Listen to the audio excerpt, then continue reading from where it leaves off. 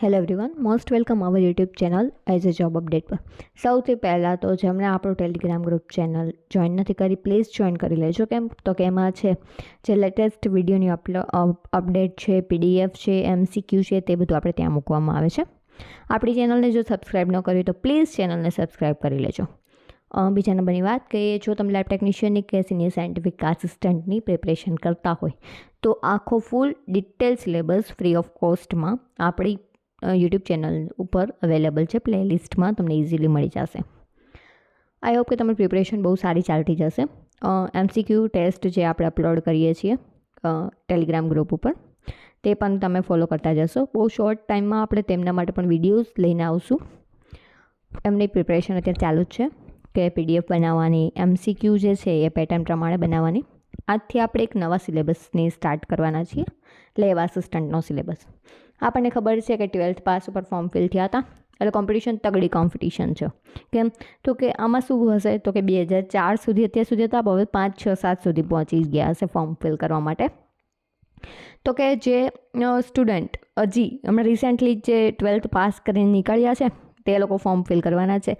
એમના માટે પ્રોફિટ શું રહેશે તો કે આખો 12thનો સિલેબસ એમના માટે બહુ ઇઝીલી કવર કરવો પડશે. આપણા માટે થોડોક અઘરો પડે. કેમ આપણે ભલે BSc કર્યું છે, MSc કર્યું છે, PhD પણ કર્યું હોય તો બીજા નંબરની વાત છે, પણ આપણા માટે એ સિલેબસ થોડો હાર્ડ પડશે. કેમ આપણે એમની પ્રેક્ટિસ નથી કરી. એ લોકોએ NET છે, JEE છે, બધી એક્ઝામ આપી હશે. આ બધા કરતાં સારી વાત એમને હજી તાજું છે બધું. કહેવાય ને, તાજા ભજીયા તળવા સહેલા પડે, હે ને. ચલો હવે આપણે જોઈએ સિલેબસ ઉપર વાત કરીએ. તો કે સિલેબસમાં આપણે જોઈએ તો કે પાર્ટ એમાં તો જે છે એવી રીતના જ છે કે પહેલાં શું છે તો કે મેથ્સ જે છે એ પૂછવાનું છે. આપણે તાર્કિક કસોટી ને રિઝનિંગ જે છે એ કેટલા માર્ક્સનું? 30 માર્ક્સનું હશે. 30 ક્વેશ્ચન હશે. ટૂંકમાં 2 ભાગ હશે પેપરના. ભાગ એ જે છે એ 60 માર્કનું હશે, 60 માર્કમાં, અને એમાં 30 માર્ક મેથ્સના હશે, 30 માર્ક રિઝનિંગના હશે. ઠીક છે. અને પછી હશે ભાગ B, કેટલા માર્ક્સનો? 150 માર્ક્સનો. ખાસ યાદ રાખજો કે આમાં લેબ ટેકનિશિયન, લેબ આસિસ્ટન્ટ જેવો સિલેબસ નથી, થોડો અલગ સિલેબસ છે. એના જેવો છે પણ કોપી નથી. લેબ ટેકનિશિયનમાં લેબ આસિસ્ટન્ટમાં 120 માર્કનો હતો. આમાં અલગ શું છે તો કે જે ભારતનું બંધારણ આપણે 10 માર્કનું પૂછાતું હતું એ એમ જ છે. 10 માર્કનું તો કે કરંટ અફેર્સ પૂછાતું હતું. 5 માર્ક્સનું ગુજરાતી પૂછાતું હતું, 5 માર્ક્સનું ઇંગ્લિશ પૂછાતું હતું. અને ચોથામાં તો કે આપણે જે બધું એ લોકોએ કોર્સ આપ્યો હોય, લેબ ટેકનિશિયન કેમેસ્ટ્રી હોય તો એના રિલેટેડ કોર્સ હોય, લેબ ટેકનિશિયન ફિઝિક્સ હોય તો એના રિલેટેડ કોર્સ હોય. એવી જ રીતના અહીંયા લેબ આસિસ્ટન્ટમાં બધા માટે 12th સાયન્સ જેને પાસ કરેલું એમના માટે હતું. એટલે ફિઝિક્સ, કેમેસ્ટ્રી, બાયોલોજી બધું હશે. તો એમાં આપણે જોઈએ તો 50 માર્કનું કેમેસ્ટ્રી છે, 30 માર્કનું ફિઝિક્સ છે, 20 માર્કનું બાયોલોજી છે અને 20 માર્કનું ઇંગ્લિશ છે. કેમેસ્ટ્રીમાં જોઈએ તો 2 ભાગ છે, રસાયણ ભાગ વિજ્ઞાન 1, રસાયણ વિજ્ઞાન 2. ઠીક છે. સિલેબસ તમે જોશો બેઠે 12th સ્ટાન્ડર્ડની ટેક્સ્ટ બુક. ઠીક છે. જો NCERT ન વસાવેલી હોય PDFનું કહેતા પહેલાં એક વખત NCERT વસાવી લેજો. આ PDF તો હું ગ્રુપમાં મૂકીશ જ, જો તમને ન મળે તો ત્યાંથી તમે ડાઉનલોડ કરી શકો છો. ઠીક છે. હવે આપણે રસાયણ ભાગ વિજ્ઞાન 1 એમાં આપણે જોઈએ પહેલું ચેપ્ટર છે દ્રાવણ સોલ્યુશન. એમાં આપણે મેઇન કન્સેપ્ટ જોઈએ કે કયા કયા હશે. પહેલાં તો દ્રાવણ શું છે, પછી દ્રાવણના પ્રકાર કેટલા છે, દ્રાવણની સાંદ્રતાની અભિવ્યક્તિ કઈ રીતે થાય છે, દ્રાવ્યતા એટલે શું છે, પછી તો કે પ્રવાહી દ્રાવણના વાષ્પ દબાણ શું છે, આદર્શ ને બિનઆદર્શ દ્રાવણ શું છે, સંખ્યાત્મક ગુણધર્મ અને મોલર દળનું નિર્ધારણ અને અસામાન્ય મોલર દળ. એકદમ સહેલું ચેપ્ટર છે અને મજા આવે એવું ચેપ્ટર છે. તો આપણે લોકો ચાલુ કરીએ. તો કે લગભગ શરીરમાં થતી બધી જ ક્રિયાઓ પ્રવાહી દ્રાવણોના કોઈક પ્રકાર મારફતે થાય છે. સામાન્ય જીવનમાં આપણે ભાગ્યે જ શુદ્ધ પદાર્થોના સંપર્કમાં આવીએ છીએ. આમાંના મોટાભાગના 2 કે વધારે શુદ્ધ પદાર્થો ધરાવતું મિશ્રણ હોય છે. જીવનમાં તેમની ઉપયોગિતા અથવા અગત્યતા તેમની સંઘટના ઉપર આધાર રાખે છે. ઉદાહરણ તરીકે તો કે બ્રાસ છે તો કે જે કોપર અને ઝિંકનું મિશ્રણ છે. ખૂબ IMP ક્વેશ્ચન કે બ્રાસ જે છે એ શેનું મિશ્રણ છે તો કે કોપર અને ઝિંકનું. ગુણધર્મ એને રિલેટેડ છે. પછી જર્મન સિલ્વર તો કે કોપર, ઝિંક અને નિકલનું મિશ્રણ છે. બ્રોન્ઝ જે છે એ કાંસુ એટલે કે કોપર અને ટીનનું મિશ્રણ છે. ખાસ આ 3 વસ્તુ યાદ રાખજો. બ્રાસ છે તો કોપર અને ઝિંક, બ્રાસ, કોપર અને ઝિંક. બ્રોન્ઝ હોય તો કોપર અને ટીન. અને ત્રીજું હતું આપણે કયું તો કે જર્મન સિલ્વર હોય તો કોપર, ઝિંક અને નિકલ. ઠીક છે. પાણીમાં 1 પાર્ટ પર મિલિયન પીપીએમનું પૂરું નામ જણાવો. આવો ક્વેશ્ચન પૂછાઈ શકે તો શું હોય છે? પાર્ટ પર મિલિયન. ફ્લોરાઇડ આયન દાંતનો ક્ષય રોકે છે. શું કરે છે? તો કે 1 ppm જેટલું ફ્લોરાઇડ હોય એ આયન એ દાંતના ક્ષયને રોકે છે. જ્યારે 1.5 ppm દાંત જે છે એ ડાઘા પાડે છે. અને ફ્લોરાઇડની વધારે સાંદ્રતા શું તે ઝેરી નીવડે છે. ટૂંકમાં કોઈપણ સાંદ્રણ અથવા તો કોઈપણ દ્રાવણ જે છે એની સાંદ્રતા જે છે એ નક્કી કરે છે કે એ ઉપયોગી થશે કે પછી નુકસાનકારક થશે. ઉદાહરણ તરીકે કોઈ કહે તો 1 ppm જેટલું આપણે લઈએ તો દાંતના ક્ષય જે થતો હોય એને રોકે છે. જ્યારે 1.5 ppm જેટલું તમે લ્યો તો શું થશે? ફ્લોરાઇડ તો કે દાંતને જે છે એના ઉપર ઢાંકા પાડી દેશે અને ફ્લોરાઇડની વધારે સાંદ્રતા કેવી નીકળશે? ઝેરી નીકળશે. ઉદાહરણ તરીકે સોડિયમ ફ્લોરાઇડ ઉંદર માટે ઝેર તરીકે વર્તે છે. નસમાં અપાતા ઇન્જેક્શન હંમેશા અમુક આયનીય સાંદ્રતાને ક્ષાર આધારે ધરાવતા પાણીમાં ઉડેલા હોય છે, જે લોહીમાં પ્લાઝમાની સાંદ્રતા સાથે સુમેળ સાધે છે. આ એકમમાં આપણે મુખ્યત્વે પ્રવાહી દ્રાવણોને અને તેમની બનાવટને ધ્યાનમાં લેવાનું છે. આ બાબતોને દ્રાવણોના ગુણધર્મો જેવા કે બાષ્પ દબાણ છે અને સંખ્યાત્મક ગુણધર્મોના અભ્યાસ દ્વારા અનુસરશું. આપણે દ્રાવણોના પ્રકારની શરૂઆત કરીશું અને પછી પ્રવાહી દ્રાવણોમાં રહેલા દ્રાવ્યની સાંદ્રતાને દર્શાવવા માટે જુદા જુદા વિકલ્પને જાણીશું. દ્રાવણના પ્રકાર તો કે કેટલા છે? તો કે દ્રાવણ જે છે એ 2 કે અથવા તો વધારે ઘટકોનું સમાંગ મિશ્રણ છે. ખાસ યાદ રાખજો, દ્રાવણ શું છે? સમાંગ મિશ્રણ છે. સમાંગનો અર્થ શું થાય? તો કે તેમનું સંગઠન અને ગુણધર્મો સમગ્ર મિશ્રણમાં એક સરખું હોય. એટલે કે તો કે જે દ્રાવક જે છે એ સંપૂર્ણ દ્રાવ્ય સાથે ભળી ગયો હોય. હવે તમને એમ થશે મેડમ દ્રાવક એટલે શું, દ્રાવ્ય એટલે શું? પહેલાં તો કંઈ ખબર પડતી નથી. તો કે પહેલાં તો આપણે છે ને સિમ્પલી એક ઉદાહરણ લઈ કે ચલો આપણને મન થયું લીંબુ શરબત પીવા. લીંબુ શરબત બનાવતા પહેલાં આપણે શું કરીશું? એક પાણીનો ગ્લાસ ભરશું, પાણીની અંદર નાખશું ખાંડ. ખાંડ નાખીને શું કરશું? બેઠા રહીશું? તો કે ના, હલાવવું પડે ને તો ઓગળે ફટાફટ. કેમ? આપણે જલ્દી લીંબુ શરબત પીવા જોતું હોય છે. તો કે શું પાણીની અંદર નાખવું આપણે ખાંડ, તો જે પાણી જે છે એને શું કહેશે? દ્રાવક. ઓગળશે એને શું કહેવાશે? દ્રાવ્ય. પાણી શું છે? દ્રાવક છે. કેમ? પાણીમાં ખાંડ ઓગળે છે એટલે કે જેમાં ઓગળતું હોય એ કોણ હશે? દ્રાવક હશે. ઓગળે છે કોણ? ખાંડ. એ શું રહેશે? દ્રાવ્ય. આઈ હોપ કે તમને આ બહુ સરસ રીતે યાદ રહી ગયું હશે. દ્રાવ્ય થવું, ઓગળવું, બસ એના ઉપરથી યાદ રાખી લેવાનું. દ્રાવ્ય શું થાય? તો કે ઓગળી જાય ભાઈ. ઠીક છે. દ્રાવણ જે ભૌતિક અવસ્થામાં અસ્તિત્વ ધરાવે છે તે દ્રાવક નક્કી કરે છે. દ્રાવક સિવાયના એક અથવા વધારે ઘટકો જે દ્રાવણમાં હાજર હોય તેમને શું કહેવામાં આવે છે? દ્રાવ્ય. ઠીક છે. કે આપણે કીધું કે દ્રાવ્ય એક જ ન હોય. કેમ? લીંબુ શરબત બનાવવું છે, ખાંડ નાખી, પછી શું નાખવું પડે? થોડુંક મીઠું નાખવું પડે ભાઈ. પછી તો કે લીંબુનો રસ નાખવો પડે. તો આ બધા શું થયું? તો કે દ્રાવ્ય થયા. દ્રાવક કોણ છે ભાઈ? એક જ દ્રાવક છે. દ્રાવક કોણ છે? તો કે એક જ છે ને, પાણી જ છે. આ એકમમાં આપણે માત્ર દ્વિઅંગી દ્રાવણો એટલે કે 1 કે 2 ઘટકો ધરાવતા હશે તેને ધ્યાનમાં લેવામાં આવશે.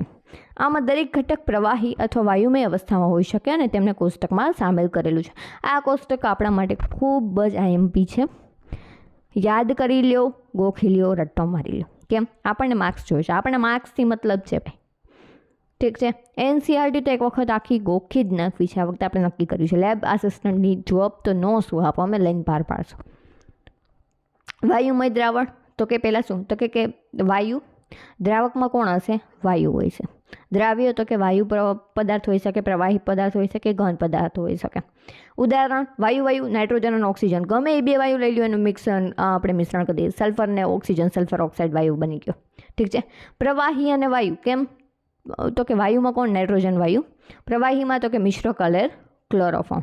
પછી ઘન અને વાયુ તો કે નાઇટ્રોજન વાયુમાં કપૂર. આપણે કપૂર જોયું જ છે. પછી પ્રવાહી દ્રાવણો તો કે એમાં દ્રાવક તરીકે કોણ હશે? તો કે પ્રવાહી. આ ખાસ યાદ રાખજો કે વાયુમય દ્રાવણ છે તો એમાં દ્રાવક તરીકે કોણ હોય? તો કે વાયુ જ હોય. પ્રવાહી દ્રાવણો છે તો એમાં દ્રાવક તરીકે કોણ હોય? તો કે પ્રવાહી જ હોય. ઠીક છે. હવે પ્રવાહી અને વાયુ તો કે પાણીમાં દ્રાવ્ય ઓક્સિજન, પાણી કેવું છે લિક્વિડ ફોર્મમાં, ઓક્સિજન કેવું છે વાયુ ફોર્મમાં. પ્રવાહી તો કે પાણીમાં દ્રાવ્ય ઇથેનોલ, ઇથેનોલ પ્રવાહી સ્વરૂપે હોય, પાણી પ્રવાહી સ્વરૂપે હોય. ઘનમાં પ્રવાહી પાણીમાં દ્રાવ્ય થયેલું ગ્લુકોઝ, ગ્લુકોઝ પહેલાં કયું હોય ઘન સ્વરૂપે હોય. દ્રાવક કયું પાણી, પાણી કેવા સ્વરૂપે હોય લિક્વિડ સ્વરૂપે હોય. પછી ઘન દ્રાવણો એટલે કે દ્રાવક સોલિડ ફોર્મમાં હશે. ઉદાહરણ તરીકે ઘનમાં વાયુ એટલે કે પેલેડિયમ હાઇડ્રોજનનું દ્રાવણ. ઘનમાં પ્રવાહી તો કે સોડિયમ સાથે પારાનો સરસ. પછી ઘન તો કે ગોલ્ડમાં દ્રાવ્ય કરેલ કોપર. ઠીક છે, આઈ હોપ કે સહેલું છે, એટલું બધું કંઈ અઘરું છે નહીં. આમ ઓપ્શન આપે તો ઇઝીલી તમને આવડી જશે. ઠીક છે, ચલો પછી જોઈએ દ્રાવણની સાંદ્રતાની અભિવ્યક્તિ એટલે કે શું થાય. દ્રાવણની સાંદ્રતાની અભિવ્યક્તિ એટલે તો કે દ્રાવણનું સંઘટન તેની સાંદ્રતા અભિવ્યક્ત કરીને વર્ણવી શકાય છે. સાંદ્રતાને ગુણાત્મક અથવા તો જથ્થાત્મક રીતે અભિવ્યક્ત કરી શકાય છે. ઉદાહરણ તરીકે ગુણાત્મક રીતે આપણે કહી શકીએ કે દ્રાવણ મંદ અથવા તો સાંદ્ર છે. એટલે કે મંદ એટલે શું તો કે દ્રાવ્યનો જથ્થો કેવો હોય ઓછો હોય. સાંદ્ર એટલે શું તો કે દ્રાવ્યનો જથ્થો કેવો હોય વધારે. કંઈ સમજાણું નહીં, તમે એમ કહેશો મેડમ કંઈ સમજાણું નહીં. ઉદાહરણ તરીકે આપણે કેમેનોફોર આપણે બધાએ જોયું તો કે હા, કેમેનોફોરનો રંગ કેવો હોય, કેમેનોફોરનું નામ શું હોય પોટેશિયમ પરમેંગનેટ. સાવ ઇઝી ક્વેશ્ચન. ઠીક છે, હવે તો કે કયો રંગ આપે, ગુલાબી કલર આપે ને, રંગ ગુલાબી હે. પછી તો કે હવે એને તમે 100 ml પાણી ભરેલું છે, હવે હું એમાં 2 ટીપા છે ને પોટેશિયમ પરમેંગનેટના નાખું, શું થશે ગુલાબી કલર આપશે. પછી બીજું એક લઉં, એમાં હું 100 ml જ છે પાણી, એમાં હું 5 ટીપા ગુલાબી કલર પોટેશિયમ પરમેંગનેટના નાખું. ત્રીજું દ્રાવણ લઉં, એમાં હું 10 ટીપા નાખું. કલર કોનો વધારે ઘાટો આવશે તો કે જેમાં અમે 10 ટીપા નાખ્યા હશે એનો વધારે હશે. પછી તો કે 5 ટીપાવાળાનો થોડોક ઓછો હોય છે. ટૂંકમાં એમાં પાણીને કારણે થઈને કલર કેવો હશે થોડોક આછો હોય છે, અને 2 ટીપામાં તો સાવ આછો જ હશે. તો સાંદ્ર દ્રાવણ કોને કહેવાશે, સાંદ્ર એટલે તો કે આમ સાંદ્રતા વધારે હોય એને જ કહેવાય ને, તો કે જેમાં 10 ટીપા નાખેલા હશે એ. ટૂંકમાં દ્રાવ્યનો જથ્થો વધારે હશે. કોનો પોટેશિયમ પરમેંગનેટનો જથ્થો મેં એમાં વધારે નાખ્યો 10 ટીપા નાખ્યા હતા. એટલે આઈ હોપ કે તમને સારી રીતે સમજાઈ ગયું હશે. એમ યાદ ના રહીએ, 3 ગ્લાસ લીધા છે, એકમાં હું 1 ચમચી મીઠું નાખું, એકમાં હું 2 ચમચી મીઠી નાખું, એકમાં હું 3 ચમચી મીઠું નાખું. કયું વધારે ખારું લાગશે ત્રીજું. કેમ તો કે મેં 3 ચમચી નાખેલું છે એટલે એ સાંદ્ર દ્રાવણ કહેવાશે. ને મંદ કયું કહે છે 1 ચમચીવાળું. આઈ હોપ કે ક્લિયર હશે. હવે પરંતુ વાસ્તવિક જીવનમાં આ પ્રકારનું વર્ણન ઘણા બધા ગૂંચળાઓ ઊભા કરે છે. તેની જરૂરિયાત એ છે કે દ્રાવણની સાંદ્રતા જથ્થાત્મક રીતે દર્શાવી શકાય. દ્રાવણની સાંદ્રતા જથ્થાત્મક રીતે વર્ણવી શકાય તે માટે ઘણી રીત છે. પેલું W/W. હંમેશા યાદ રાખજો, ગમે એ સૂત્ર હશે, ઉપર દ્રાવણમાં ઘટકનું દળ આવશે, નીચે શું આવશે દ્રાવણનું કુલ દળ ગુણ્યા 100. ઉપર દ્રાવણના ઘટકનું દળ, નીચે દ્રાવણનું કુલ દળ. ઉપર દ્રાવણમાં ઘટકનું, નીચે દ્રાવણના કુલ. ઠીક છે, આઈ હોપ કે તમને યાદ રહી ગયું હશે. હવે ઘટકના દળ એટલે કે W/W, દળ દ્વારા ટકાવારી એટલે શું, બેમાં ઉપર એ દળ આવશે નીચે દળ આવશે. દ્રાવણમાં ઘટકનું દળ એના છેદમાં દ્રાવણનું કુલ દળ ગુણ્યા 100.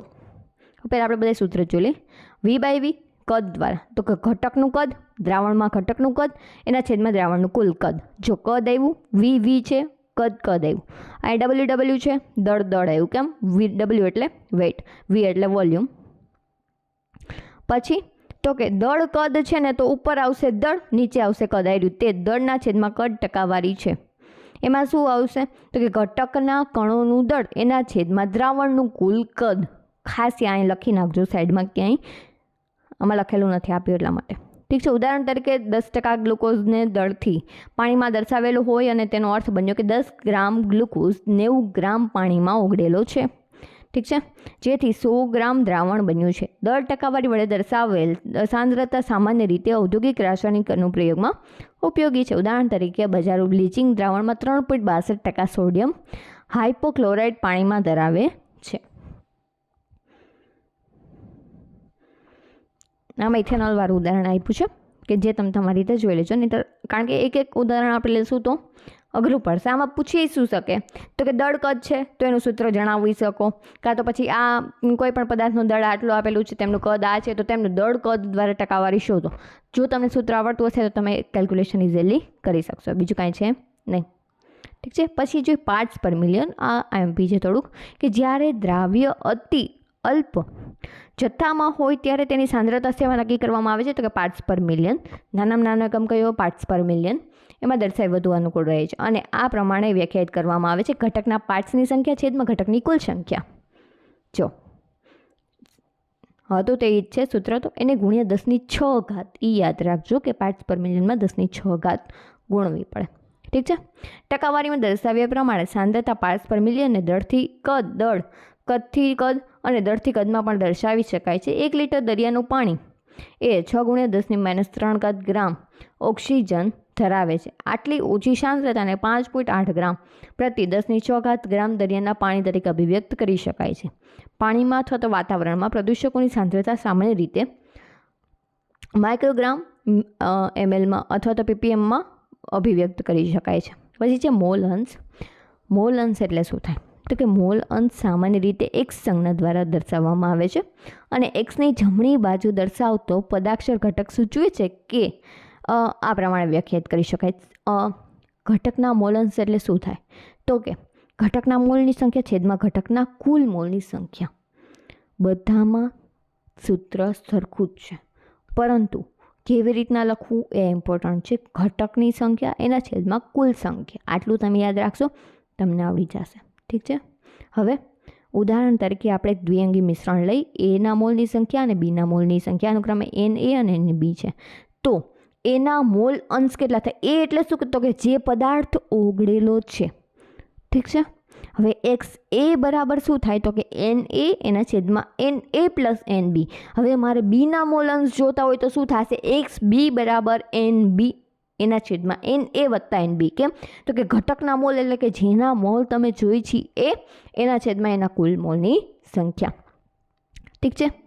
આઈ હોપ કે તમને સરસ રીતે સમજાઈ ગયું હશે. હવે એકના ઘટકો ધરાવતા દ્રાવણ માટે શું થાય? તો કે I જેટલા ઘટકો દર્શાવવા માટે, તો કે xi બરાબર Ni એના છેદમાં N1 plus N2 plus N infinite સુધી I સુધી બરાબર Ni upon sigma of the Ni. આ દર્શાવી શકાય કે આપેલા દ્રાવણમાં બધા જ મોલ અંશનો સરવાળો શું થાય છે? છેલ્લે તો એક જ થાય છે. આ ક્વેશ્ચન ખૂબ જ આઈએમપી છે કે દરેક મોલ અંશનો સરવાળો કેટલો થાય? તો કે 1 થાય. ઠીક છે. મોલ અંશ એકમ દ્રાવણોમાં કેટલાક ભૌતિક ગુણધર્મો સંબંધિત કરવામાં ઘણો ઉપયોગી હોય છે, જેમ કે દ્રાવણોની સાંદ્રતા છે, બાષ્પ દબાણ છે, વાયુ મિશ્રો સમાવિષ્ટ દ્રાવણોની સાંદ્રતાનું વર્ણન કરવામાં ઘણું ઉપયોગી રહે છે. ચલો બાળકો, આવી ગયો છે એક મસ્ત કોયડો કે 20% દળથી ઇથાઇલ ગ્લાયકોલ, પહેલાં તો સ્ટ્રક્ચર C2H6O2 ધરાવતા દ્રાવણમાં ઇથિલિન ગ્લાયકોલના મોલ અંશ જણાવો. મોલ અંશ એટલે આપણને ખબર છે કે ઘટકના મોલ એના છેદમાં કુલ મોલ. ઠીક છે. હવે આપણને શોધવાના જ કે તો કે C2H6O2 એના હવે બરાબર એના મોલ એટલે શું થાય? તો કે વજનના છેદમાં અણુભાર. તો કે 20 ગ્રામ એના છેદમાં 62 જેટલો અણુભાર એમનો થતો હશે. કેમ? તો કે એનું મોલર દળ પહેલાં આપણે જોઈ, તો કે કાર્બનનું કેટલું? તો કે 2 કાર્બન છે, 12 × 2 24, એક ઉપર હાઇડ્રોજન 6 છે એટલે 6. તો અણુભાર કેટલો થશે? તો કે 62 ગ્રામ પર મોલ. હવે C2H6O2 એટલે કે ઇથિલિન ગ્લાયકોલ એના મોલ એટલે શું થાય? તો કે વજનના છેદમાં અણુભાર. તો કે 20/62 ભાગાકાર કરશું એટલે આન્સર શું આવશે? 0.322 મોલ. પછી પાણીના મોલ આપણે જોશું. તો કે પાણીના મોલ એટલે તો કે પાણીનું વજન કેટલા? હવે તમને એમ થશે કે આમાં વજન આપેલું છે નહીં, તો ખબર કેમ પડશે? તો કે 20% ઇથિલિન ગ્લાયકોલ છે એટલે કે 100% દ્રાવણમાં 20% ઇથિલિન ગ્લાયકોલ છે, તો 80% વધુ, પાછળનું જે 80% વધુ એ કયું હોય? તો કે જે દ્રાવક એટલે કે પાણી જે છે એ હશે. એટલે 80 ગ્રામ શું છે? તો કે પાણી છે. હવે H2Oના મોલ તો આપણને ખબર જ છે, અણુભાર તો આપણને ખબર છે 18. બેનો ભાગાકાર કરશો શું જવાબ આવશે? 4.444.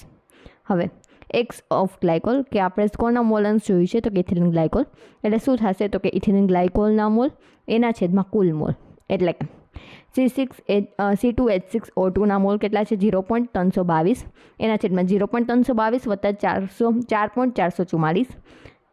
ટૂંકમાં જવાબ શું આવશે? 0.932.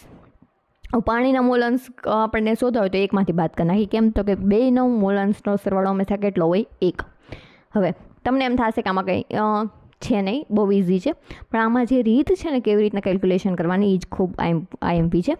કે ખાસ કરીને તમારે ડાયરેક્ટ મોલ અંશ નહીં શોધવાના, પહેલાં મોલ શોધવાના, પદાર્થના મોલ ઉપરથી મોલ અંશ શોધવાના વગેરે. ખાસ યાદ કોના રાખવાના છે કે કોના મોલ તમને શોધવાના છે એ યાદ રાખવાના છે, અને કોના મોલ ઇઝીલી મળી જાય એમ છે. હવે માનો કે પાણીના મોલ અંશ કીધું હોય તો શું, તો કે પાણીના મોલ અંશ એના છેદમાં કુલ, પાણીના મોલ એના છેદમાં કુલ મોલ એવું આવે. તો કે હવે બેનું અલગ અલગ શોધવા બેહાય નહીં, પણ એકમાંથી બાદ કરી નાખીએ આપણને ડાયરેક્ટ આન્સર મળી જાય. ચલો હવે પછી જોઈએ તો કે મોલારિટી. મોલારિટી શું છે તો કે દ્રાવ્યના મોલ અંશ જે 1 લિટર દ્રાવણમાં ઓગળેલ છે તે પ્રમાણે વ્યાખ્યાયિત કરી શકાય છે. મોલારિટી એટલે શું થાય તો કે દ્રાવ્યના મોલ એના છેદમાં દ્રાવણનું કદ શેમાં, લીટરમાં. ખાસ યાદ રાખજો, મોલારિટી બરાબર દ્રાવ્યના મોલ એના છેદમાં દ્રાવણનું કદ શેમાં, લીટરમાં. 450 ml દ્રાવણમાં 5 ગ્રામ NaOH ધરાવતા દ્રાવણની મોલારિટી ગણો. મોલારિટી એટલે આપણને ખબર છે પહેલાં તો શું હોય છે તો કે દ્રાવ્યના મોલ એના છેદમાં દ્રાવણનું કદ લીટરમાં. હવે દ્રાવ્યના મોલ આપણે પહેલાં શોધવું પડશે. તો કે દ્રાવ્ય કોણ છે તો કે NaOH, તો કે એના મોલ બરાબર 5 ગ્રામ વજન આપેલો છે એના છેદમાં NaOH, એનું કરીએ આપણને કેટલું મળે તો કે 40 ગ્રામ પર મોલ. તો જવાબ કેટલો આવશે 0.125. દ્રાવણનું કદ લીટર તો કે 450 ml એના છેદમાં 1000, કેમ તો કે મિલીલીટરને આપણે લીટરમાં ફેરવું તો કેટલું આવશે, મોલારિટી બરાબર 0.125 મોલ ગુણ્યા 1000ના છેદમાં 450. જવાબ કેટલો આવશે તો કે 0.278. પછી છે મોલાલિટી. તો કે મોલાલિટી આ રીતે વ્યાખ્યાયિત કરી શકાય કે તે દ્રાવ્યના મોલ સંખ્યા જે 1 કિલોગ્રામ દ્રાવકમાં ઓગળેલ છે તેને અભિવ્યક્તિ કરાય છે. મોલાલિટી બરાબર દ્રાવ્યના મોલ એના છેદમાં દ્રાવકનું દળ કિલોગ્રામમાં. લાસ્ટમાં હું તમને આની જે યાદ રાખવાની શોર્ટકટ ટ્રીક છે એ હું તમને જણાવીશ. હવે આપણે કોયડો જોઈએ. તો કે 75 ગ્રામ બેન્ઝિનમાં 2.5 ગ્રામ ઇથેનોઇક એસિડની મોલાલિટી ગણો. તો કે C2H4O2 એનું દ્રાવણનું મોલર દળ બરાબર 12 24 હવે વત્તા 1/4, કેમ તો કે હાઇડ્રોજન કેટલા 4 છે, CH3ના 3 અને એક કોનો COOH વાળો એક H એટલે 4 વત્તા 16/2, 2 કાર્બન છે એટલે 60 ગ્રામ પર મોલ આવશે જવાબ. હવે C2H4O2ના મોલ આપણે જોઈએ બરાબર 2.5 એટલે કે વજનના છેદમાં અણુભાર. અણુભાર કેટલો 60, જવાબ કેટલો આવશે 0.417. બેન્ઝિનનું દળ કિલોગ્રામમાં જોઈએ તો કે 75ના છેદમાં 1000 બરાબર 75 × 10⁻³ મોલાલિટી એટલે શું થશે તો કે દ્રાવ્યના મોલ એમના છેદમાં દ્રાવણનું કદ કેમાં, કિલોગ્રામમાં. ઠીક છે, જવાબ આવશે 0.556 મોલ પર કિલોગ્રામ. આપણને રિટર્ન એક્ઝામ નથી દેવાની એટલે એ આપણે કંઈ કામ આવશે નહીં. પછી જોઈએ તો કે દ્રાવ્યતા, સોલ્યુબિલિટી. તો કે દ્રાવ્યતા એટલે શું થાય આપણને ખબર છે કે દ્રાવ્ય થવાની જે ક્ષમતા છે ને દ્રાવ્યતા, એવું આપણે સાદી ભાષામાં કહી શકીએ. દ્રાવ્યતા આપણે જોઈએ તો કે નિર્દિષ્ટ તાપમાને દ્રાવક નિર્દિષ્ટ જથ્થામાં પદાર્થનો જે મહત્તમ જથ્થો ઓગળી શકે તેને દ્રાવ્યતા કહેવાય. કે જે ચોક્કસ તાપમાને જે ચોક્કસ જથ્થો જે છે એ ચોક્કસ પદાર્થમાં ઓગળી શકે તેને શું કહેવાય તો કે તેમની દ્રાવ્યતા કહેવામાં આવે છે. આમને જો આપણે સારી લેંગ્વેજમાં કહેવું હોય, સારી તો નહીં પણ આપણે સમજાય એવી, તો શું કહી શકીએ તો કે એક ગ્લાસ આપણે પાણી ભરેલું છે, હવે એમાં 5 ચમચી મીઠું નાખશો શું થશે, ઓગળી જશે. 10 ચમચી મીઠું નાખશો શું થશે, ઓગળી જશે. પરંતુ એક આખી કોથળી આપણે એમાં નાખી દઈએ તો એ ઓગળશે નહીં. કેમ તો કે અમુક નિશ્ચિત પ્રમાણમાં જથ્થો જે છે એ નિશ્ચિત તાપમાને જે છે એ દ્રાવકમાં ઓગળે છે, તેને શું કહેવામાં આવે છે, તેની દ્રાવ્યતા કહેવામાં આવે છે. આઈ હોપ કે આ ક્લિયર થઈ ગયું હશે તમને. તે દ્રાવ્ય અને દ્રાવકના સ્વભાવ પર તથા તાપમાન અને દબાણ ઉપર આધાર રાખે છે. આપણે આ પરિબળો ઘન અથવા વાયુનું પ્રવાહીમાં દ્રાવણ ઉપર થતી હશે અને આપણે ધ્યાનમાં લેશું. ઘનની પ્રવાહીમાં દ્રાવ્યતા તો કે દરેક પદાર્થ દરેક પ્રવાહીમાં ઓગળતો નથી. સોડિયમ ક્લોરાઇડ અને ખાંડ ઝડપથી પાણીમાં ઓગળે છે, જ્યારે નેપ્થેલિન અને એન્થ્રેસિન ઓગળતા વાર લાગે છે. ઇન શોર્ટ હું તમને કહી દઉં આખું જે ઘનની પ્રવાહીમાં દ્રાવ્યતા છે એવું તો કે જે ધ્રુવીય પદાર્થ હોય છે ને એ ધ્રુવીય દ્રાવકમાં જ ઓગળે છે, અધ્રુવીય પદાર્થ હોય છે એ અધ્રુવીય દ્રાવકમાં જ ઓગળે છે, આવું એ કહેવા માંગે છે. હવે આપણે વાંચશું આગળ. બીજી બાજુ પર નેપ્થેલિન અને એન્થ્રેસીન બેન્ઝીનમાં ઝડપથી ઓગળે છે, પણ સોડિયમ ક્લોરાઇડ અને ખાંડ ઓગળતા નથી. એવું અવલોકન કરવામાં આવે છે કે ધ્રુવીય દ્રાવકમાં ઓગળે છે અને અધ્રુવીય દ્રાવક માત્ર અધ્રુવીય દ્રાવકમાં ઓગળે છે. સામાન્ય રીતે દ્રાવ્ય દ્રાવકમાં ઓગળશે જો આંતરાણ્વીય પારસ્પરિક ક્રિયાઓ બંનેમાં સરખી હશે તો, અથવા આપણે કહી શકાય અથવા તો સરખા પ્રમાણમાં ઓગળે છે. જો બેઉની શું કહે છે તો કે આંતરાણ્વીય પારસ્પરિક ક્રિયાઓ સરખી હશે ને તો એકબીજામાં દ્રાવ્ય થશે, નહીં તો દ્રાવ્ય થશે નહીં. જ્યારે ઘન દ્રાવ્યને દ્રાવકમાં ઉમેરવામાં આવે ત્યારે કેટલોક દ્રાવ્ય ઓગળે છે અને દ્રાવણમાં તેની સાંદ્રતા શું થાય છે તો કે વધે છે. આ પ્રક્રિયાને શું કહે છે તો કે વિલયન અથવા તો દ્રવીકરણ કહે છે. શું કહે છે તો કે જો ઘન દ્રાવકને તમે ઘન દ્રાવ્ય જે છે એને દ્રાવકમાં તમે ઉમેરવામાં આવે તો શું થાય તો કે કેટલોક પ્રમાણમાં ઓગળે, પછી ઓગળતો નથી. તો આ જે થોડો પ્રમાણમાં ઓગળે છે તેને શું અને પોતાની સાંદ્રતા વધારે છે એને શું કહેવાય તો કે વિલયનની પ્રક્રિયા અથવા તો દ્રવીકરણની પ્રક્રિયા કહેવામાં આવે છે. દ્રાવણમાં કેટલાક દ્રાવ્ય કણો ઘન દ્રવ્ય સાથે અથડાય છે. શું થાય છે તો કે જે દ્રાવ્ય કણો જે છે ને ઘન દ્રાવ્ય સાથે અથડાય છે અને દ્રાવણમાં અલગ પડી જાય છે. આ પ્રક્રિયાને શું કહેવામાં આવે છે સ્ફટિકીકરણ, વિલયનકરણ. ખાસ યાદ રાખજો, વિલયનકરણમાં શું થશે તો કે પદાર્થ ઓગળી જશે. સ્ફટિકીકરણની પ્રક્રિયામાં શું થશે તો કે દ્રાવણમાં છે ને અમુક કણો શું થઈ જશે, અલગ પડી જશે. ટૂંકમાં એ સંપૂર્ણ દ્રાવ્ય થઈ શકશે નહીં. સ્ફટિકીકરણ, દ્રવીકરણ બેમાં ભેદભાવ. સ્ફટિકીકરણ અને વિલયન પ્રક્રિયામાં ફેર શું છે? વિલયનમાં સંપૂર્ણ પદાર્થ ઓગળી જશે, સ્ફટિકીકરણમાં તો કે થોડોક પદાર્થ જે છે એ બાકી રહી જશે. એ એક એવા તબક્કે પહોંચી જશે જ્યારે બંને પ્રક્રિયાઓ કેવળ તો કે એક સરખા વ્યક્તિ થાય છે. આ પરિસ્થિતિમાં દ્રાવ્યના દ્રાવણમાં જતા કણોની સંખ્યા દ્રાવણમાંથી અલગ પડતા દ્રાવ્યના કણોની સંખ્યા સરખી હશે, તેથી ગતિશીલ સંતુલન અવસ્થા પ્રાપ્ત થાય છે. શું થશે તો કે દ્રાવ્ય અને દ્રાવક જેટલા પ્રમાણમાં હશે ને એટલા જ પ્રમાણમાં સામે દ્રાવણ બન્યું હશે. એટલે કે ખાંડના માનો કે 5 મોલેક્યુલ બાકી રહ્યા હોય, 5 અણુ બાકી રહ્યા છે અને પાણીના 5 જ અણુ બાકી રહ્યા છે. અને જ્યારે પાણી અને મીઠું એ બે ભેગા થયા હોય, બે વચ્ચે પારસ્પરિક પ્રક્રિયા થઈ હોય એવા 5 અણુ છે. ટૂંકમાં બધી જગ્યાએ જેટલું નિપજ છે એટલા જ પ્રક્રિયકો છે, ત્યારે શું થશે તો કે સંતુલન પ્રાપ્ત થશે. આ તબક્કે દ્રાવણમાં દ્રાવ્યની સાંદ્રતા એટલે શરતોએ અચળ રહેશે. આ જ પ્રમાણેની પ્રક્રિયા જ્યારે વાયુને પ્રવાહી દ્રાવકમાં ઓગાળીએ ત્યારે બને છે. એવું દ્રાવણ કે જેમાં આપેલ તાપમાન અને દબાણે વધુ દ્રાવ્યતાને ઓગાળી શકાય નહીં તેને કેવું દ્રાવણ કહેવામાં આવે છે? સંતૃપ્ત દ્રાવણ કહે છે. શું કહે છે? સંતૃપ્ત દ્રાવણ. અંડરલાઇન કરી દેજો, IMP છે કે નોટ્સ સાથે બનાવતા હોય તો નોટ્સમાં લખી લેજો. સંતૃપ્ત દ્રાવણ કોને કહેવાય તો કે એવું દ્રાવણ કે જેમાં આપેલ તાપમાન અને દબાણે વધુ દ્રાવ્યને ઓગાળી શકાય નહીં. એટલે કે એક જથ્થો ફિક્સ હોય છે કે આટલા જ પ્રમાણમાં તમે એમને ઓગાળી શકો છો, તો એવા દ્રાવણને શું કહેવામાં આવે છે? સંતૃપ્ત દ્રાવણ. અસંતૃપ્ત દ્રાવણ એને કહે છે કે જેમાં એ જ તાપમાને વધુ દ્રાવ્ય ઓગાળી શકાય, એમાં કોઈ લિમિટ જ ન હોય કે તમે વધુ પદાર્થ ઓગાળી શકો. એને શું કહેવાય? અસંતૃપ્ત દ્રાવણ. સંતૃપ્ત દ્રાવણ તો કે વધારે જથ્થો તેમાંથી નિશ્ચિત તાપમાને તમે ઓગાળી શકશો નહીં. અસંતૃપ્ત દ્રાવણ તો કે પોતે સંતૃપ્ત નથી, તમે એમાં જેટલું દ્રાવ્ય નાખો એ પોતાનામાં ઓગાળી શકશે.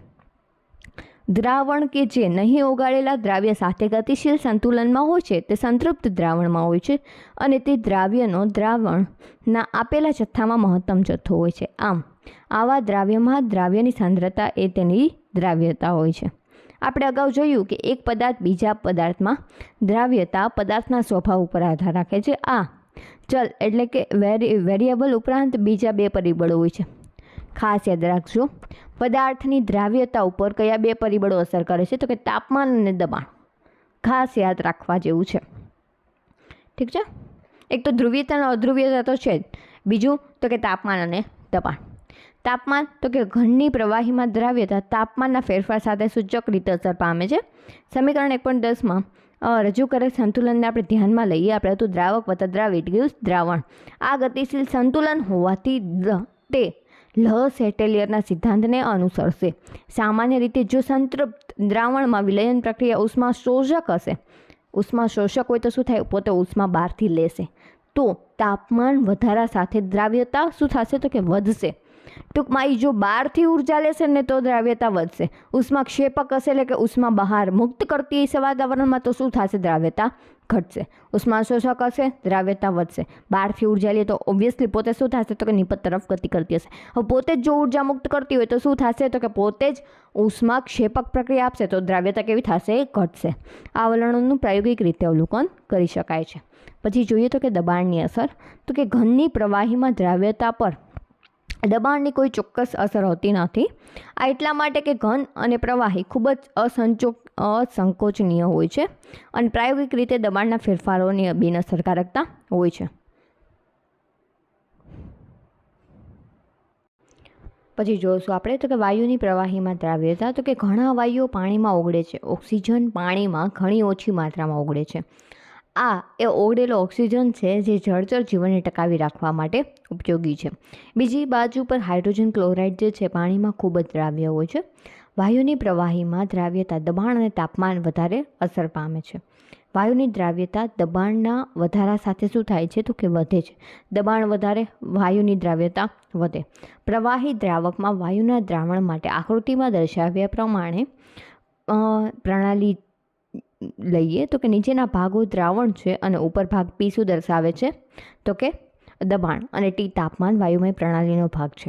આ પ્રણાલીને ગતિશીલ સંતુલન અવસ્થામાં હોવાનું ધારો, એટલે કે પરિસ્થિતિમાં દ્રાવણમાં દાખલ થતા અને દ્રાવણ કલાને છોડી દેતા વાયુના કણોનો વેગ કેવો હોય છે તો કે સરખો હોય છે. હવે આકૃતિ 1.1 બીમાં દર્શાવ્યા પ્રમાણે દ્રાવણની કલા ઉપર વાયુની દબાવીને દબાણ વધારો. આથી દ્રાવણની ઉપર પ્રતિ એકમ કદમાં વાયુમય કણોની સંખ્યા શું થશે તો કે વધશે અને વેગ જેમ વાયુમય કણોની દ્રાવણની સપાટીને અથડાય તેમ તે પણ શું થશે તો કે વધશે. વાયુની દ્રાવ્યતા નવું સંતુલન સ્થપાશે નહીં ત્યાં સુધી વધશે અને પરિણામે દ્રાવણની ઉપર વાયુનું દબાણ વધશે તેમ દ્રાવ્યતા વધશે.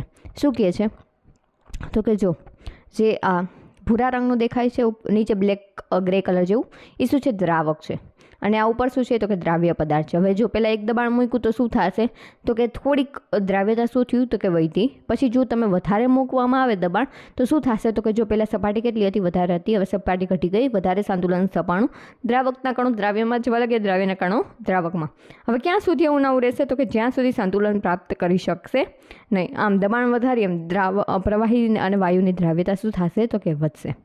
હેનરી સૌપ્રથમ વૈજ્ઞાનિક હતા જેમણે દબાણ અને વાયુની દ્રાવકમાં દ્રાવ્યતા વચ્ચે જથ્થાત્મક સંબંધ આપ્યો જે હેનરીના નિયમ તરીકે ઓળખાય છે. આ નિયમ નિવેદિત કરે છે કે અચળ તાપમાનની પ્રવાહીમાં વાયુની દ્રાવ્યતા પ્રવાહીની કે દ્રાવણની સપાટી પર રહેલા વાયુના આંશિક દબાણના સમપ્રમાણમાં હોય છે. ડાલ્ટન જે હેનરીનો સમકાલીન હતો તેણે પણ સ્વતંત્ર રીતે તારવ્યું હતું કે પ્રવાહી દ્રાવણમાં વાયુની દ્રાવ્યતા વાયુના આંશિક દબાણનું વિધેય. દબાણ વધારો તેમ શું થશે, દ્રાવ્યતા વધશે.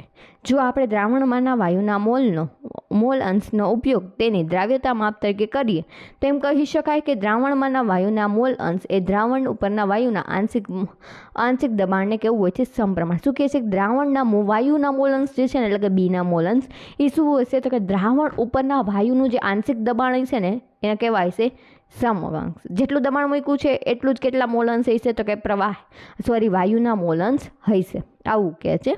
તો કે હેનરીના નિયમનું ખૂબ જ સામાન્ય રીતે વપરાતું સ્વરૂપ નિવેદિત કરાયું કે બાષ્પ કલામાં વાયુનું આંશિક દબાણ દ્રાવણમાંના વાયુના મોલ અંશને કેવું હોય છે, સમપ્રમાણ હોય છે. આમાં ખાસ ગ્રાફ યાદ રાખવાનું કે ગ્રાફ કોના વિરુદ્ધ કોનો છે તો કે દબાણ વિરુદ્ધ સાંદ્રતાનો છે કે મોલ અંશનો છે. હા, દબાણ વિરુદ્ધ મોલ અંશનો છે. ઠીક છે. અહીંયા કે એ જ શું છે તો કે હેનરીના નિયમનો અચળાંક છે. જો આપણે વાયુના આંશિક દબાણ વિરુદ્ધ દ્રાવણના વાયુના મોલ અંશનો આલેખ દોરીએ તો કેવું હોય છે તો કે સુરેખ દેખાશે. સમાન તાપમાને જુદા જુદા વાયુઓ KHના મૂલ્યો કેવા હોય છે, અલગ અલગ હોય છે. આ સૂચવે છે, ખાસ યાદ રાખજો, P = KH of X. X કોણ આવશે, વાયુના મોલ અંશ આવશે ત્યાં. KH એ વાયુના સ્વભાવનું શું છે તો કે વિધેય છે. સમીકરણમાંથી સ્વાભાવિક રીતે આપણે દબાણે KHનું મૂલ્ય ઊંચા પ્રવાહીમાં વાયુની ઓછી દ્રાવ્યતા સૂચવે છે. KHનું ઊંચું મૂલ્ય વાયુની દ્રાવ્યતા કેવી હોય છે, ઓછી. હવે KHનું નીચું મૂલ્ય તો કે વાયુની દ્રાવ્યતા વધારે. કોષ્ટક પરથી આપણે જોઈ શકીએ કે N2 અને O2 બંને માટે KHના મૂલ્યો તાપમાનના વધારા સાથે શું થાય છે, વધે છે, જે સૂચવે છે કે વાયુની દ્રાવ્યતા તાપમાનના ઘટાડા સાથે વધે છે. એટલે કે તાપમાનને કેવું છે તો કે ઇન્વર્સલી પ્રપોર્શનલ છે અને દબાણને સમપ્રમાણમાં હોય છે. ઠીક છે. જો અહીંયા જે આપેલું છે કે તાપમાન શું થાય 293, 293, 293, 303, 293. તો કે તાપમાન આપેલું છે, એમાં KH આપેલું છે, વાયુ આપેલા છે. આમાં શું થશે કે તાપમાન વધશે તો કેવું દ્રાવ્યતા ઘટશે. જળચર સ્પિરિટ્સ ગરમ પાણીને કરતાં ઠંડા પાણીમાં વધુ સગવડતાપૂર્વક રહે છે.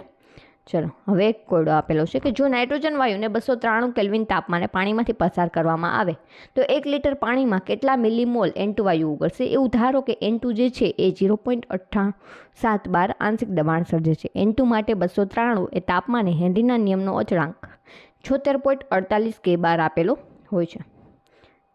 ઠીક છે. તો કે પહેલાં આપણે શું કરશું તો કે પહેલાં તો કેટલા N2 વાયુ ઓગળે એ આપણે શોધવાનું છે.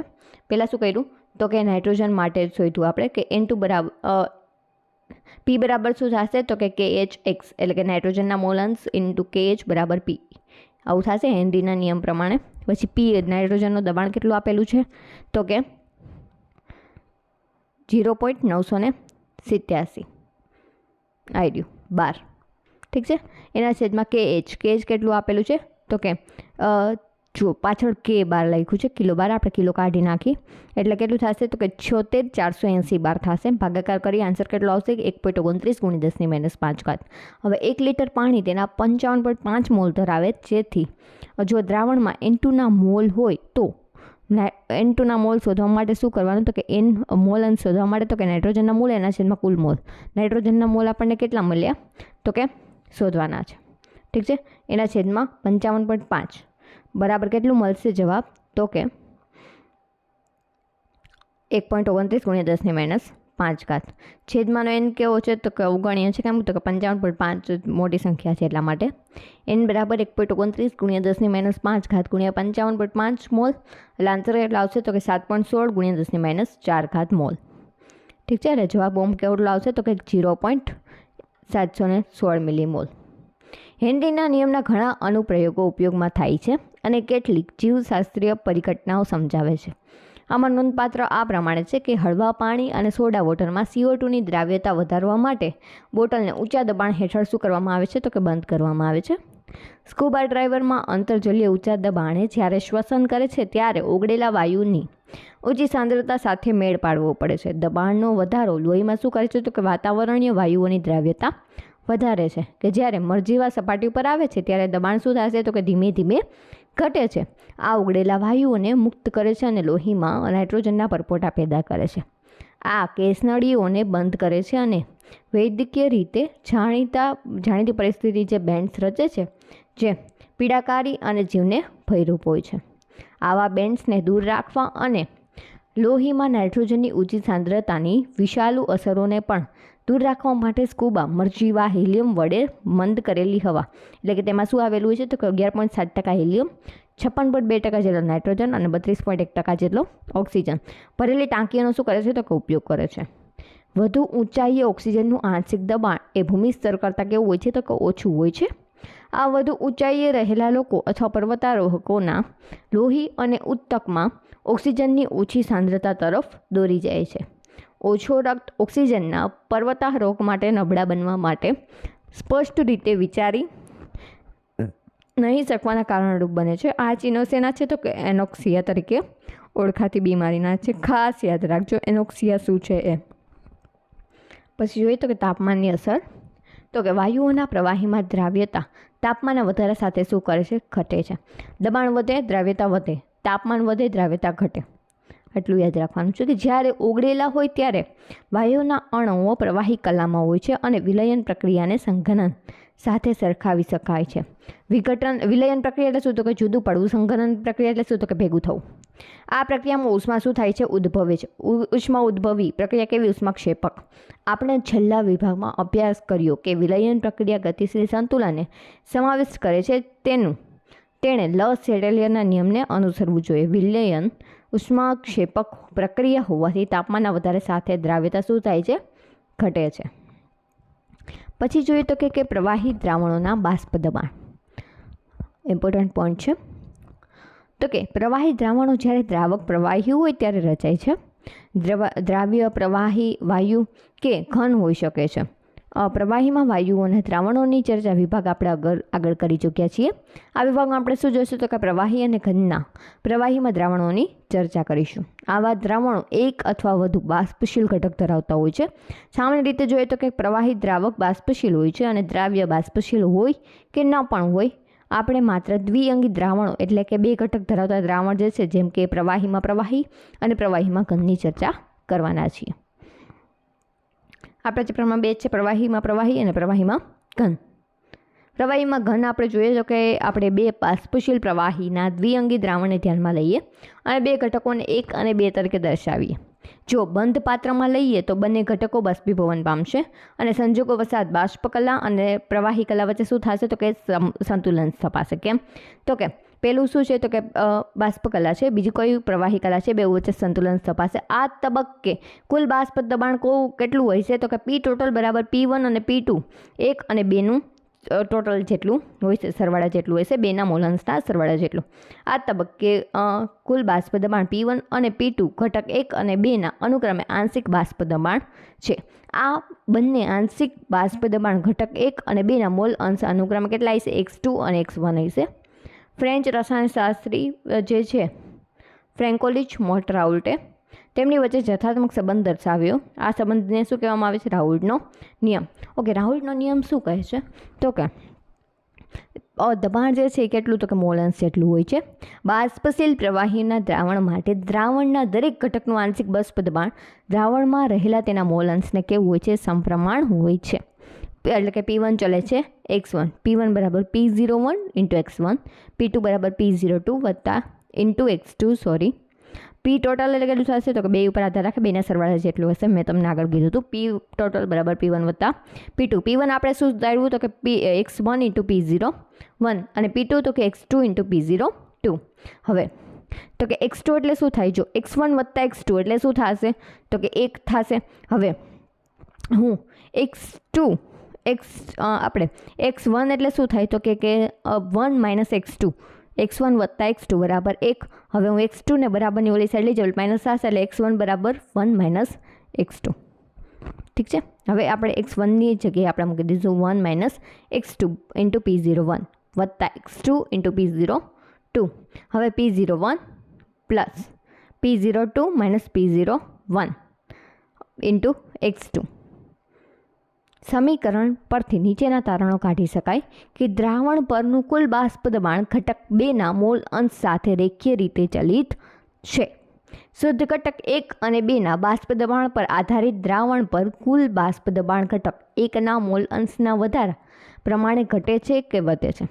ખાસ યાદ રાખજો કયા બે તારણ મળ્યા કે કુલ બાષ્પ દબાણ કોની સાથે રેખીય રીતે છે તો કે દ્રાવણ 2 સાથે રેખીય સંબંધ ધરાવે છે. બીજું તો કે શુદ્ધ ઘટક 1 અને 2 જે છે એના ઉપર બાષ્પ દબાણ ઉપર આધારિત દ્રાવણ પર કુલ બાષ્પ દબાણ જે છે એ ઘટક 1ના મોલ અંશ જે છે એના વધારા પ્રમાણે ઘટે છે અથવા તો વધે છે.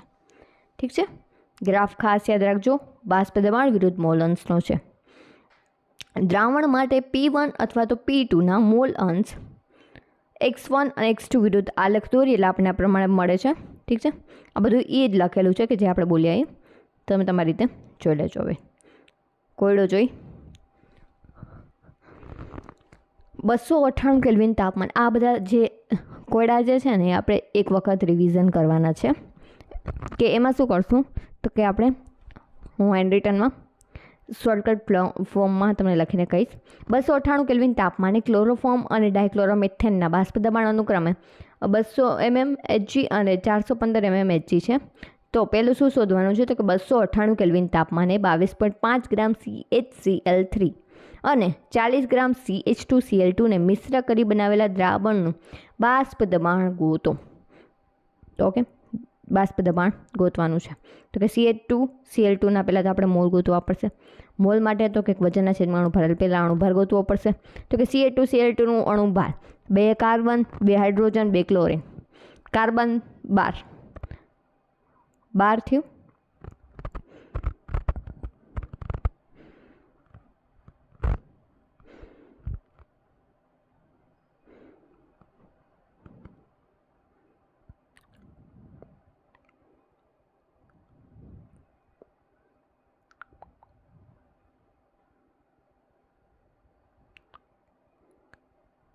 12 ગુણ્યા 2 કરવા પડે ને. ટૂંકમાં 85 જેટલું થશે. 40/85 બરાબર 0.47. અને CHCl3ના મોલ જોયું તો કે વજનના છેદમાં અણુ પર 25.5ના છેદમાં અણુભાર કેટલો થયો તો કે 119.5. ભાગાકાર કર્યો, આન્સર શું મળ્યો? 0.213 મોલ. હવે તો કે કુલ મોલ એટલે કેટલા થશે તો કે 0.47 વત્તા 0.213 એટલે 0.683. હવે એક ઓફ CH2Cl2 એટલે કે ઘટકના મોલ એટલે કે 0.47ના છેદમાં કુલ મોલ એટલે કે કેટલો જવાબ આવશે તો કે 0.688. આટલા બધા હાર્ડ દાખલા તમને નહીં પૂછે. કેમ તો કે અહીંયા કેલ્ક્યુલેટર તમને અવેલેબલ નહીં હોય. આટલી બધી કેલ્ક્યુલેશન કરવા માટે તમને અહીંયા નથી બેસાડતા. આપણું કામ શું છે એઝ અ લેબ આસિસ્ટન્ટ તો કે લેબનું કામ કરવાનું. તમને શું આવડવું જોઈએ? લેબમાં કોઈને શું કહેવાય, લેબમાં કયું લિક્વિડ છે, કઈ રીતના ટાઇટ્રેશન કરવાનું, આવું જ બધું જોવાનું છે. આવી કોઈ કેલ્ક્યુલેશન તમને નહીં પૂછાય. તમારી પોસ્ટિંગ કઈ રીતે છે એને રિલેટેડ તમને પૂછશે. ઠીક છે. દાખલો હવે લાવન કરાવી દો. હવે આટલું કર્યું છે તો ઠીક છે. હવે એકમાંથી તમે એને બાદ કરશો એટલે 0.312 કોના મળશે? ઇમોલન્સ CHCl3. પછી બીજું P ટોટલ એટલે P01 વત્તા P02 minus P01 into in bracket close x2. હવે P01 કેટલું? 200. હવે P02 કેટલું? 415 માઇનસ P01 એટલે કે 200 એને ગુણ્યા x2 એટલે કે 0.688. એટલે કે આન્સર કેટલો આવશે તો કે 347.9 mmHg. પછી તો કે સમીકરણ 1.19નો ઉપયોગ કરી અને y1 ઇઝ ઇક્વલ ટુ PIના છેદમાં P ટોટલ વાયુ કલામાં ઘટકોના મોલન્સ. પછી એને શું કર્યા તો ઘટકના મોલન્સ શોધ્યા. P ઓફ CH2Cl2 0.688 ગુણ્યા 415 જવાબ આવશે 285.5. પછી P ઓફ CHCl3 0.312 ગુણ્યા 200 જવાબ શું આવશે તો કે 62.4 mmHg. પછી YCH2Cl2 તો કે 285.5 એના છેદમાં 347.9 જવાબ આવશે 0.82. Y ઓફ CHCl3 તો કે 62.4 એના છેદમાં 347.9 જવાબ આવશે 0.18. પછી જોઈએ હેનરીના નિયમના વિશિષ્ટ કિસ્સા તરીકે રાઉલ્ટનો નિયમ. તો કે રાઉલ્ટના નિયમ પ્રમાણે આપણે દ્રાવણમાં બાષ્પશીલ ઘટકનું દબાણ P1x1 ઇન્ટુ P01 તરીકે દર્શાવી શકાય છે. પ્રવાહીમાં વાયુના દ્રાવણમાં એક ઘટક તરીકે બાષ્પશીલ છે એટલે કે જે વાયુ તરીકે અસ્તિત્વ ધરાવે છે અને આપણે જોઈ ગયા છીએ કે તેની દ્રાવ્યતા હેનરીના નિયમ પ્રમાણે નિવેદિત કરી શકાય. તે મુજબ આપણે આપી શકીએ છીએ. P બરાબર શું થશે તો કે KHX. જો આપણે રાઉલ્ટનો નિયમ અને હેનરીનો નિયમ સરખાવીએ તો જોઈ શકાશે કે બાષ્પશીલ ઘટક અને વાયુના આંશિક દબાણ દ્રાવણમાંના મોલ અંશના સમપ્રમાણમાં હોય છે અને માત્ર સમપ્રમાણતા અચળાંક KH અને P01 જ શું થાય છે તો કે જુદા પડે છે. આમ રાઉલ્ટનો નિયમ હેનરીના નિયમનો વિશિષ્ટ કિસ્સો છે જેમાં KH બરાબર શું થશે તો કે PH0 P10 થશે P01 થશે. એટલે કે રાઉલ્ટનો નિયમ શું થશે કે હેનરીના નિયમનો વિશિષ્ટ કિસ્સો. પછી છે પ્રવાહીમાં ઘનના દ્રાવણમાં બાષ્પ દબાણ. તો કે બીજો એક અગત્યનો દ્રાવણોનો વર્ગ એટલે કે પ્રવાહીમાં ઓગળેલા ઘન ધરાવે છે. પ્રવાહી જે છે એની અંદર ઘન ઓગળ્યા આપણે પાણીની અંદર છે ને ખાંડ ઓગાળી એવું છે. ઉદાહરણ તરીકે સોડિયમ ક્લોરાઇડ, ગ્લુકોઝ, યુરિયા, ખાંડનું પાણીમાં દ્રાવણ, આયોડિન અને સલ્ફરનું કાર્બન ડાયોક્સાઇડનું દ્રાવણ. આ દ્રાવણોમાં કેટલાક ગુણધર્મો શુદ્ધ દ્રાવકોના ગુણધર્મો કરતાં તદ્દન કેવા હોય છે તો કે અલગ હોય છે. દ્રાવણ તરીકે બાષ્પ દબાણ પ્રવાહી આપેલા તાપમાને બાષ્પીભવન પામે છે અને સંતુલન પરિસ્થિતિમાં બાષ્પ દ્વારા પ્રવાહી કલા ઉપર દબાણ ઉત્પન્ન થાય છે. આ દબાણને બાષ્પ દબાણ કહેવામાં આવે છે. જો ખાસ ઇમ્પોર્ટન્ટ છે શું કહે છે તો કે પ્રવાહી આપેલ તાપમાનને બાષ્પીભવન પામે છે. પ્રવાહી જે છે એ બાષ્પીભવન પામી ગયું. હાલો ભાઈ પાણીને ગરમ કર્યું, બાષ્પીભવન પામ્યું, ઉડી ગયું. પછી શું થશે કે સંતુલન પરિસ્થિતિ આપશે. બાષ્પ દ્વારા પ્રવાહી કલા ઉપર શું લગાડવામાં આવશે? દબાણ લગાડવામાં આવે છે. તેને શું કહેવામાં આવે છે? બાષ્પ દબાણ. બાષ્પ દ્વારા પ્રવાહી ઉપર દબાણ લગાડવાનું એને શું કહેવામાં આવે છે? બાષ્પ દબાણ. ચલો સાહેબ સમજાઈ ગયું. પ્રવાહી દ્વારા બાષ્પ દ્વારા પ્રવાહી ઉપર દબાણ લગાડવામાં આવે છે કે જે પાણી તમે ગરમ કર્યું, બાષ્પીભવન થઈ ગયું, એ બાષ્પ જે છે એ પાણી ઉપર જ્યારે દબાણ લગાડે એને શું કહેવામાં આવે છે? બાષ્પ દબાણ કહેવામાં આવે છે. શુદ્ધ પ્રવાહીમાં સંપૂર્ણ સપાટી પ્રવાહીના અણુઓથી શું હોય છે? રોકાયેલી હોય છે. જો અબાષ્પશીલ દ્રાવ્ય દ્રાવકમાં ઉમેરવામાં આવે તો દ્રાવણનું બાષ્પ દબાણ માત્ર દ્રાવકમાંથી જ હોય છે. આપેલ તાપમાને દ્રાવણનું બાષ્પ દબાણ તે જ તાપમાને શુદ્ધ દ્રાવકના બાષ્પ દબાણ કરતાં કેટલું હોય છે? ઓછું હોય છે. એટલે કે શું કહે છે આમાં તો કે જો દ્રાવણનું બાષ્પ દબાણ તે જ તાપમાને શુદ્ધ દ્રાવકમાં જે બાષ્પ દબાણ હોય ને એના કરતાં હંમેશા કેવું હોય છે? ઓછું હોય છે. કેમ તો કે બાષ્પીભવન ને કારણે દ્રાવણમાં સપાટી પર બંને દ્રાવ્ય અને દ્રાવકના અણુ હોય છે. દ્રાવણમાં કેવું હોય? સપાટી પર બંનેના હોય, દ્રાવકના અણુ હોય, દ્રાવ્યના અણુ હોય. આથી દ્રાવકના અણુ વડે રોકાયેલા કુલ સપાટીનો કેટલોક ભાગ શું થાય છે? ઘટી જાય છે. પરિણામે સપાટી પરથી છટકી જતા અણુઓની સંખ્યા શું થશે? ઘટી જાય છે અને બાષ્પ દબાણ પણ ઘટે છે. જો શું કહે છે? તમે ચાલો પાણીને ગરમ કરવાનું ચાલુ કર્યો, શું થશે? તો કે અમુક નિશ્ચિત પાણીની ખાંડવાળું પાણી કહી, ચાલો ખાંડવાળું પાણી છે, ખાંડવાળું પાણી ગરમને હું એમને ઓગાળવાનું ચાલુ કરું, ગરમ કરવાનું ચાલુ કરું એટલે શું થશે? અમુક તાપમાન પછી શું થશે? પાણી પોતાની સરફેસ છોડીને જતું રહેશે. હવે તો કે ખાંડનું ઉત્કલન બિંદુ આવશે. તો કે શું? ખાંડ ગરમ થશે, ખાંડ પોતે એક સમય પછી તો પોતે આમ પ્રવાહી સ્વરૂપમાં, વાયુ સ્વરૂપમાં રૂપાંતર થતી જશે. એટલે કે ઉપર તમે સપાટી ઉપર જુઓ, પાણીના અણુ વધારે હશે, પણ સાથે સાથે કોના અણુ અવેલેબલ હશે? ખાંડના પણ અવેલેબલ હશે. એ શું કરશે? તો કે બાષ્પ દબાણ લગાડશે નીચેના પ્રવાહી ઉપર, એને ઘડીકમાં શું થશે? સપાટી છોડીને જવા દેશે નહીં. એટલે કે બાષ્પ દબાણ એક વખત લાગુ પડી ગયું પછી શું થશે? તો કે સપાટી છોડીને જે જતા હશે ને અણુ, એની સંખ્યામાં શું થશે? સતત ઘટાડો થશે. દ્રાવકના બાષ્પ દબાણમાં ઘટાડો. દ્રાવણમાં રહેલા અબાષ્પશીલ દ્રાવણ તેની સ્વભાવથી સ્વતંત્ર રીતે જથ્થા ઉપર આધાર રાખે છે. ઉદાહરણ તરીકે આપણે જોઈએ તો કે 1 મોલ સુક્રોઝ 1 કિલોગ્રામ પાણીમાં ઉમેરવાથી થતા બાષ્પ દબાણમાં ઘટાડો 1 મોલ યુરિયા સરખા જથ્થાના પાણીમાં સમાન તાપમાને ઉમેરતા મળતા ઘટાડા જેટલો હોય છે. ઠીક છે, સરસ રીતે સમજાઈ ગયું છે.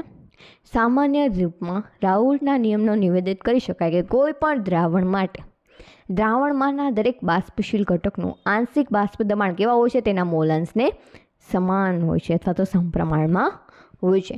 દ્રાવણમાંના દરેક બાષ્પશીલ ઘટકનું આંશિક દબાણ છે, દરેક બાષ્પશીલ ઘટકનું આંશિક દબાણ કેવું હોય છે? તો કે તેના મોલ અંશને સમપ્રમાણમાં હોય છે. આવી ગયું કંઈક આવું. P1 ચાલે છે x1 P1 બરાબર x1 ઇન્ટુ P01 આપણે જોઈ લીધું હતું આગળ. હવે જો ડેલ્ટા H બરાબર 0, ડેલ્ટા V મિક્સ બરાબર 0 એ શેમાં આવશે? આદર્શ દ્રાવણ અને બિન આદર્શ દ્રાવણમાં. ચલો, આઈ હોપ કે આટલું ચેપ્ટર જે છે ને તમને બહુ સરસ રીતે સમજાઈ ગયું હશે. અને આપણો એવો પ્રયત્ન રહેશે કે આપણે બધા ચેપ્ટર આવી રીતના ફૂલ ઇન ડિટેલમાં સમજશું. હવે હું આ જો ચેપ્ટરમાં આગળ કરાવીશ તો આ ચેપ્ટર બહુ જ મોટું થશે અને વિડીયો ખૂબ જ લાંબો બનશે. એટલે આપણે શું કરશું તો કે દરેક લાંબા ચેપ્ટર છે ને એને 2 ભાગમાં વહેંચી દઈશું.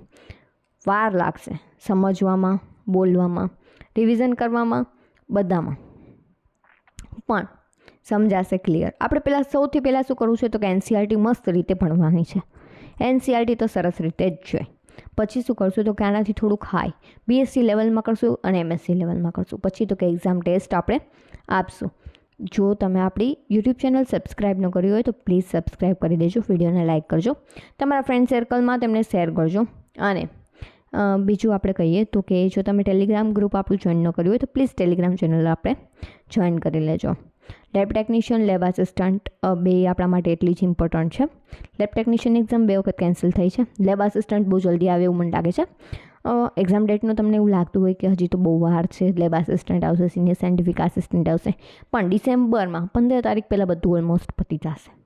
એટલે લેબ આસિસ્ટન્ટની એક્ઝામ આવવામાં પહેલો મહિનો પાકો જાન્યુઆરી. આપણે એક્ઝામ આવ્યા પહેલાં આપણે કહેવાય ને કે વાવાઝોડું અથવા તો પૂર, શું કહેવાય મને પ્રોપરલી ખબર નથી, તમે સમજી જાજો, આપણને બહુ કહેવતું આવડતી નથી કે શું કે પૂર આવે નહીં પહેલાં પાળ બાંધી લેવી સારી. કે આપણે છે ને part B chemistry, physics, biology છે એ આપણે સરસ રીતે રેડી કરીને રાખવું છે એક્ઝામ આવે એ પહેલાં. એક્ઝામ આવે ને પછી આપણે કંઈ એ બાબતે ચિંતા રહેવી જોઈએ નહીં. ઠીક છે ને? કે પછી આપણે શું તો કે મેથ્સ, રિઝનિંગ, પોલિટી એટલું જ કરવાનું રહે. અને ખાસ એવા કે જે લોકોએ 12th પાસ ઉપર પહેલી ગવર્મેન્ટ એક્ઝામના ફોર્મ ભર્યું છે, મને 2-3 લોકોના મેસેજ આવ્યા હતા કે અમારી પહેલી ગવર્મેન્ટ એક્ઝામનું ફોર્મ ભરેલું છે કે જેને કારણે કંઈક ઇમ્પોર્ટન્ટ ટૉપિક આપો. તો કે પહેલાં તો આપણે પાર્ટ બી સ્ટ્રોંગ કરીએ કે જે આપણો મેઇન સબ્જેક્ટ છે. કેમ તો કે એમાં રિલેટેડ આપણને વધારે આવડવાની શક્યતા છે. આપણે એક વખત ભણી ગયેલા છીએ, આપણે આમાં રિવિઝન જ કરવાનું છે એટલા માટે. ઠીક છે? વધુને વધુ પ્રિપરેશન કરજો. પહેલી વખતે સાંભળવા ટાણે થોડું હાર્ડ લાગશે, બીજી વખતે ખબર પડશે, ત્રીજી વખતે બહુ જ સારું આવડશે. તો સાંભળવાથી આપણને યાદ વધારે રહે. એક્ઝામ્પલ તરીકે સોંગ જેટલા વધારે સાંભળશો આપણને મસ્ત લિરિક્સ યાદ આવશે ને? આઈ હોપ કે આ સેશન તમને યુઝફુલ રહેશે. Thank you. મળીએ આપણે આપણા પાર્ટ 2માં.